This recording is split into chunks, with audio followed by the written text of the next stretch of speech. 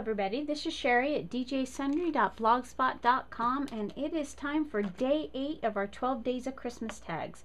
I hope you've enjoyed this series. I've had a lot of fun doing it, and today it's time for 8 maids a milking. So today we're going to use 8 maids a milking. Again, we're using the Joys of the Season Cricut cartridge, and we're using on page 39. The cuts that we'll be using for this one is on the original button. We're doing the milk pail, and I did that in a craft brown.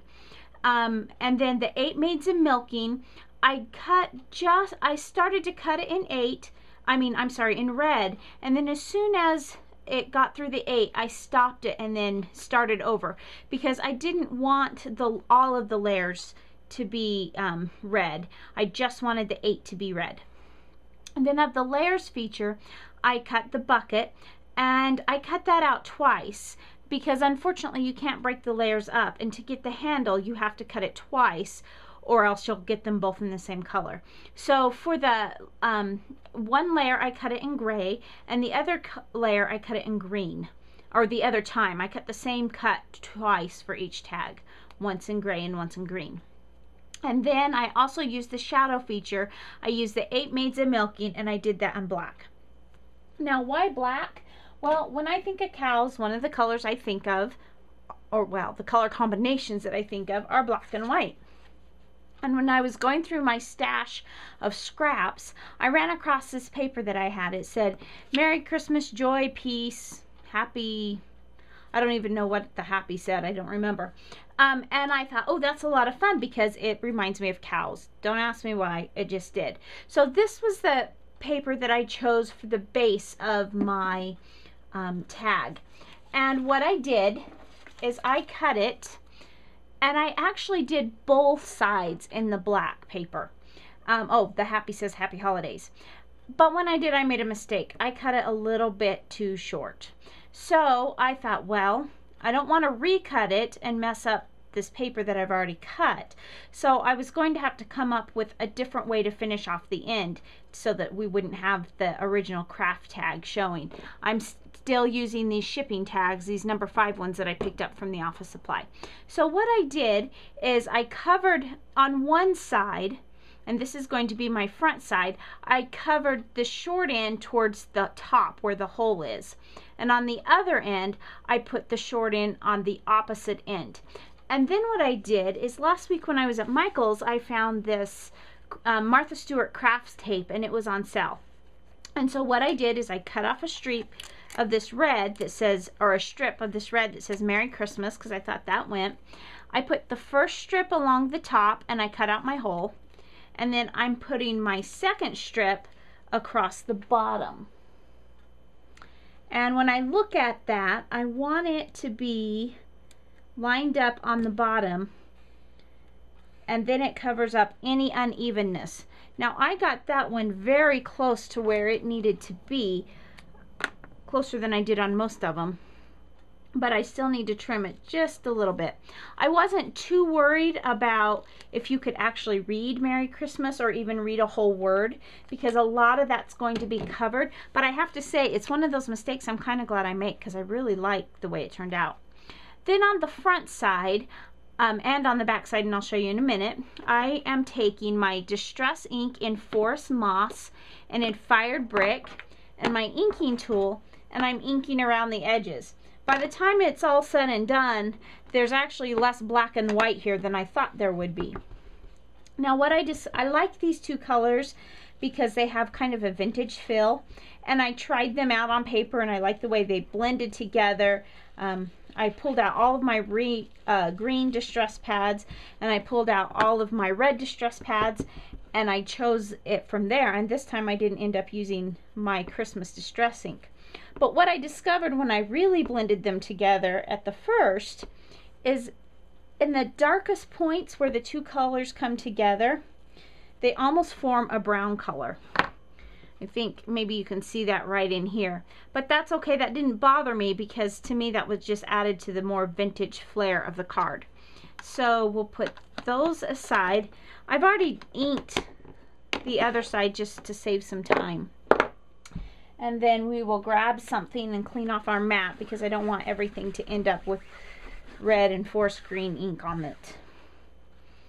Okay, so now we're moving on, and we're going to start with the back. Now I just printed my sentiment on white once again, and then I inked around it with the same colors. And this time, this is the back, and in this time, like I have on one other tag, I think, maybe two, but I think just one, I am going to offset this so that some of my design from below is going to come through. This one I didn't trim as much, so I'm actually going to have to offset it a little bit more than I would like. But that's okay. Now, we have something on this side. We have enough white, and I can't just rip that off because I'll rip off my letters. So what I did is I grabbed I'm going to grab my inking tools, and I'm just going to add a little bit of ink to that just to kind of blend it in, just so that you're not seeing the stark white. And there we go. I kind of like the way that looks. It's kind of rustic and old, but I like the way it looks. I think I'm going to come in here and tear off a little bit there, and I can just ink over that because I don't want my hole covered, at least not yet.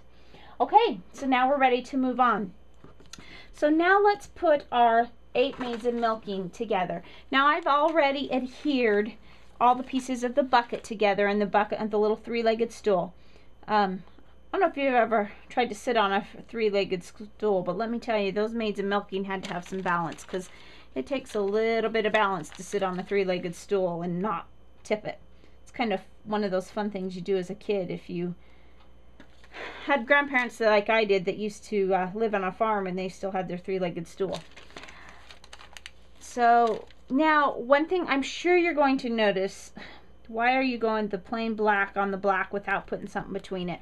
And I really debated about it because we are putting our letters on pattern paper, and it does make it a little more difficult to read. But I wanted more of that pattern paper to show through, so I'm going to show you something that I did to try to make those letters stand out in just a few minutes. Now, the next one thing that I did off camera that I don't know if the camera is picking up, but I took these silver colored stickles from Ranger, and I just went around the handle of the milk pail with the stickles. Just gives it just a little bit of glitter. It's not a lot because the handle's really narrow, but just a little bit. So now for my next step is I'm going to put my ribbon in. We still have a lot to do to this, but I want the ribbon to go in because this one's going to be more layered than some of the others have been. And the ribbon I'm choosing is this Holiday Inspirations ribbon. I honestly can't remember if I bought this from Walmart or if I bought it from Michael's. It was one of the two. So if you happen to know, post a comment here. But it was one of the two, either Walmart or Michael's.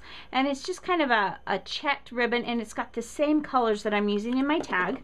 And I've cut a piece through, and I want to go ahead and string my tag now before I move on.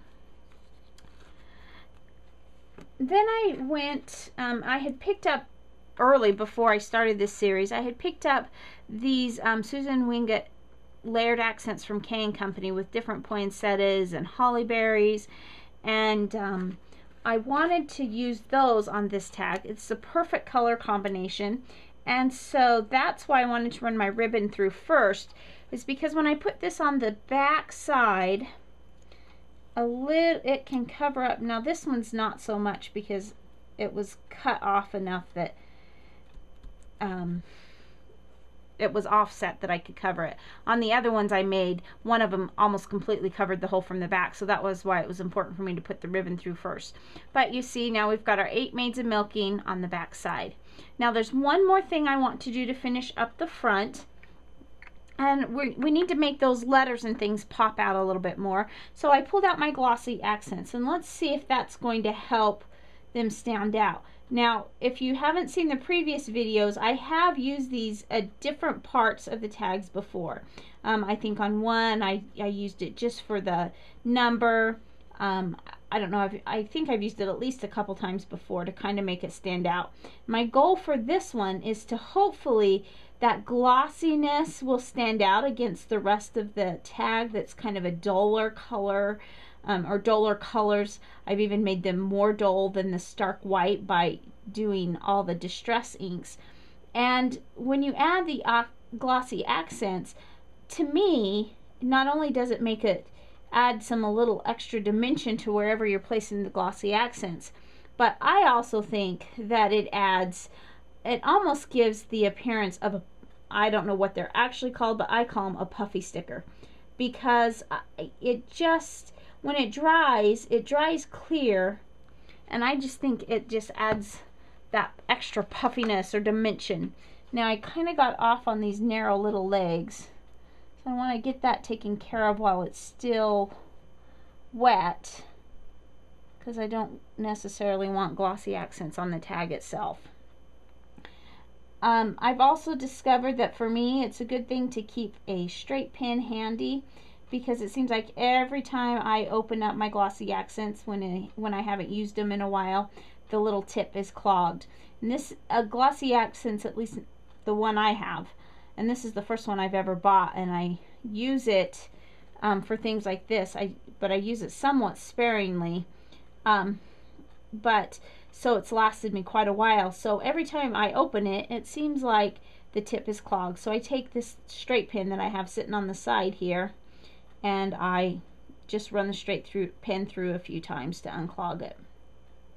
Now I don't know how well the camera is going to pick this up at this point, but when glossy accents initially goes on to a project, it looks really cloudy. Kind of a milky cloudiness, but as it dries, it does dry clear. And so when I look at this tag, it almost looks like my black letters have taken on a blue tone. I don't think it's going to stay that way. I think it will be more clear when it dries.